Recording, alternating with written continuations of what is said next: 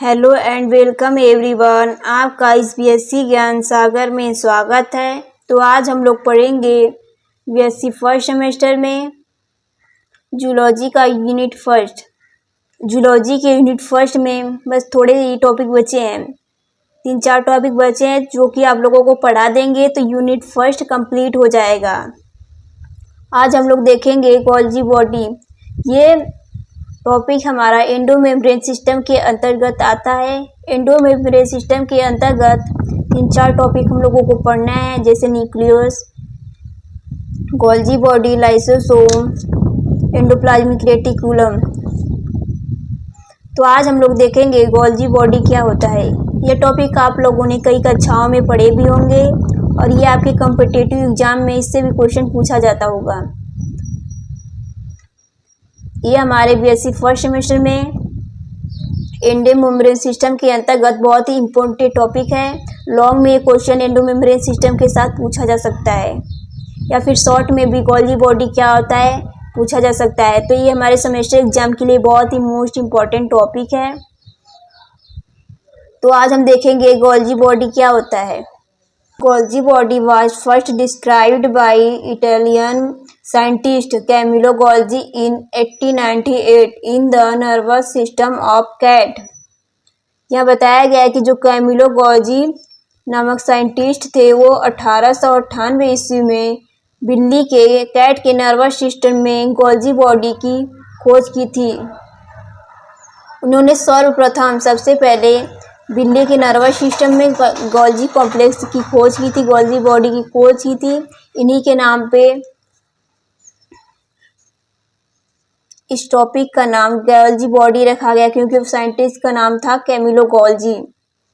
इसीलिए जो इन्होंने खोज की उसका नाम रखा गया गोल्जी बॉडी। 1898 में इन्होंने गोल्जी बॉडी की खोज की थी, वो भी कैट के नर्वस सिस्टम में। और ये सर्वप्रथम किए थे, सर्वप्रथम गोल्जी बॉडी की खोज किए थे ये।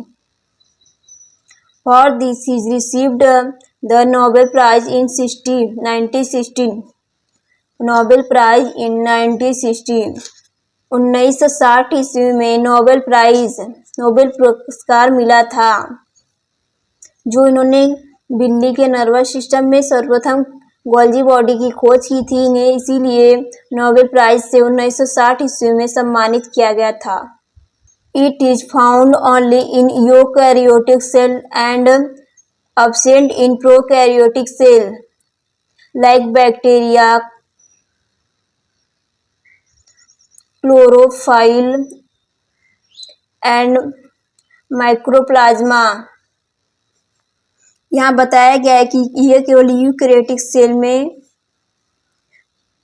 प्रेजेंट होते हैं, और ये यूकैरियोटिक में पाए जाते हैं गोल्जी कॉम्प्लेक्स, और ये प्रोकैरियोटिक में एब्सेंट होते हैं, जैसे बैक्टीरिया, क्लोरोफाइल एंड माइक्रोप्लाज्म में एब्सेंट होते हैं। ये इसमें नहीं पाया जाते, गोल्जी बॉडी नहीं पाया जाता इसमें, बैक्टीरिया, क्लोरोफाइल, माइक्रोफाइल में। ये बस केवल यूकैरियोट में ही पाए जाते हैं, प्रोकैरियोटिक में गोल्जी कॉम्प्लेक्स नहीं पाया जाता है। यहाँ यही कहने का अर्थ है। The originate from rough endoplasmic reticulum.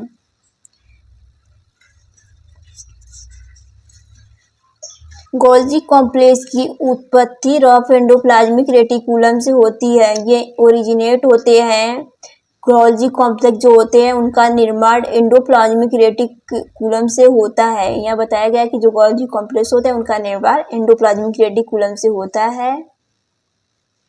In the plant cell they are called dictyosome, और इसे प्लांट सेल में डेक्टियोसोम के नाम से जाना जाता है। ये जो प्लांट सेल में प्रेजेंट होते हैं गोल्जी कॉम्प्लेक्स, उनको वहाँ पे डेक्टियोसोम कहते हैं।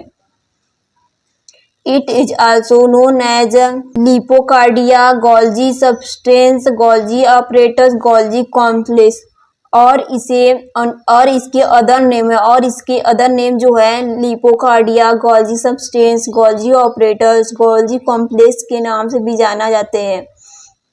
आपके क्वेश्चन में या फिर आपके सेमेस्टर एग्जाम में या फिर आपके कॉम्पिटिटिव एग्जाम में इन सब नामों से भी ये क्वेश्चन पूछा जा सकता है कि गोल्जी सब्सटेंस क्या होता है, गोल्जी अपरेटस क्या होता है, गोल्जी कॉम्प्लेक्स क्या होता है, लिपोकार्डिया क्या होता है।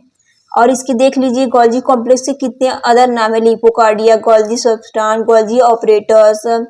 और ये भी आपसे ये देखिए बहुत मोस्ट इम्पोर्टेंट है कि जो गोल्जी कॉम्प्लेक्स होता है उसे प्लांट में किस नाम से जाना जाता है, जिसको हम कहते हैं डेक्टियोसोम। आप इसको नोट्स कर लीजिए, ये आपके कॉम्पिटिटिव एग्जाम में पूछा जा सकता है। अब हम आगे देखेंगे, अब हम देखेंगे गोल्जी बॉडी के फंक्शन क्या होते हैं, गोल्जी कॉम्प्लेक्स के फंक्शन क्या होते हैं, इनके क्या कार्य है, क्या ये हेल्प करते हैं कोशिका के। फर्स्ट है synthesis of enzyme. Many enzyme are produced by the Golgi bodies during the interphase of cell division. For example synthesis of zymase particles. हम यहाँ कहने का अर्थ है, जो फर्स्ट हम लोग देख रहे हैं इसमें बताया गया है कि जो सिंथेसिस ऑफ एंजाइम, यहाँ नाम से ही लग रहा है कि एंजाइम का संश्लेषण होगा। मेनी एंजाइम जो होते हैं इंटरफेज में, Golgi body during the interphase, जो यहाँ एंजाइम है कोशिका विभाजन के अंतरावस्था, कोशिका विभाजन की अंतरावस्था इंटरफेज, अंतरावस्था का अर्थ है इंटरफेज में बहुत सारे एंजाइम का निर्माण गोल्जी द्वारा होता है, गोल्जी कॉम्प्लेक्स द्वारा होता है। जिससे यहाँ पर एग्जाम्पल दिया गया है, जाइमेज कणों का संश्लेषण, जाइमेज पार्टिकल्स, यहाँ जाइमेज कणों का संश्लेषण होता है। यहाँ कहने का अर्थ है कि कोशिका विभाजन के समय बहुत सारे एंजाइमों का निर्माण गोल्जी बॉडी द्वारा होता है, जिससे एक एग्जाम्पल दिया गया है जाइमेज पार्टिकल्स, जाइमेज कणों का संश्लेषण। अब हम सेकेंड देखेंगे, production of hormones. Hormones product in the sales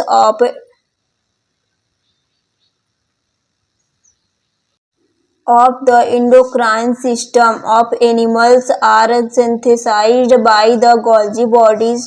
For example, thyroxine hormones in the thyroid gland. Explain synthesis of thyroxine hormones in the thyroid gland. में देखेंगे हम लोग प्रोडक्शन ऑफ हार्मोन्स। यह कहने का अर्थ है कि जंतुओं के अंतःस्रावीय एंडोक्राइन सिस्टम, अंतःस्रावीय तंत्र में, एंडोक्राइन सिस्टम में कोशिकाओं का, एंडोक्राइन सिस्टम में कोशिकाओं में, सेल्स में उत्पन्न हार्मोन्स का संश्लेषण सिंथेसाइज्ड गोल्जी बॉडी द्वारा होता है। जैसे कि एग्जाम्पल दिया गया है, synthesise thyroxine hormone in the thyroid gland. Thyroid ग्रंथि में थायरॉक्सी हार्मोन्स का संश्लेषण होता है।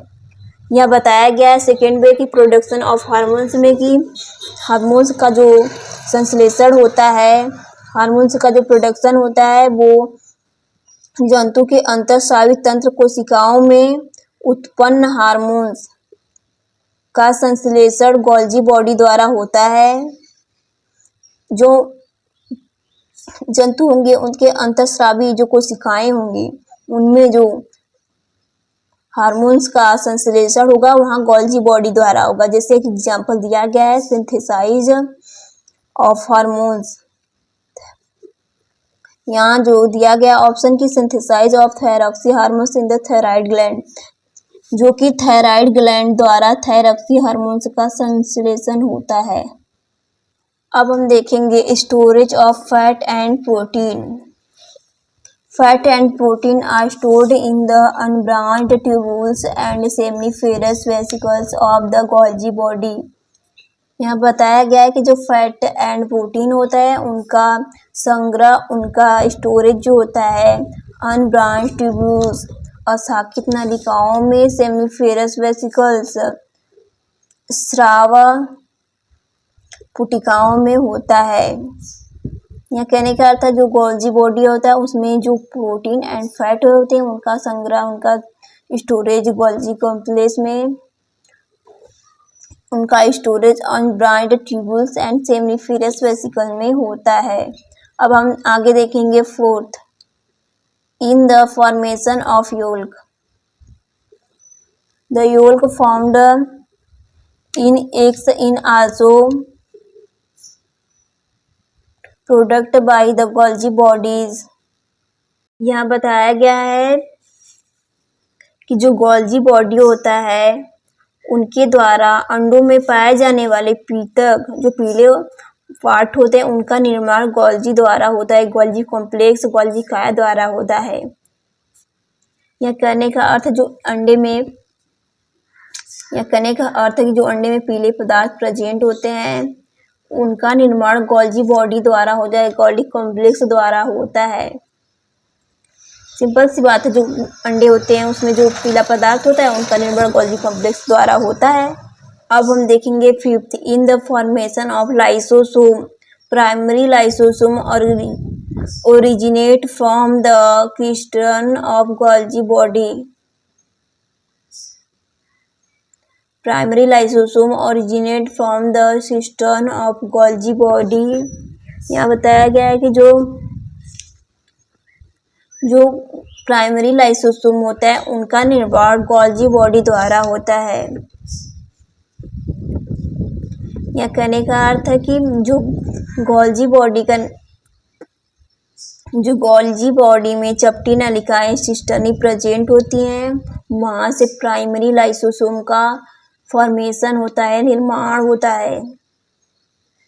गोल्जी बॉडी में नलिकाएं, चपटी नलिकाएं या सिस्टर्नी नलिकाएं कहते हैं, वो प्रेजेंट होती है, वहां से गोल्जी बॉडी में से प्राइमरी लाइसोसोम का फॉर्मेशन होता है या निर्माण होता है। अब हम देखेंगे 6, इन the formation of plasma membrane. ये यहाँ तरफ, इन the formation of plasma membrane during mitosis in telophase, plasma membrane is found by Golgi vesicles for the division of 2 daughter cells.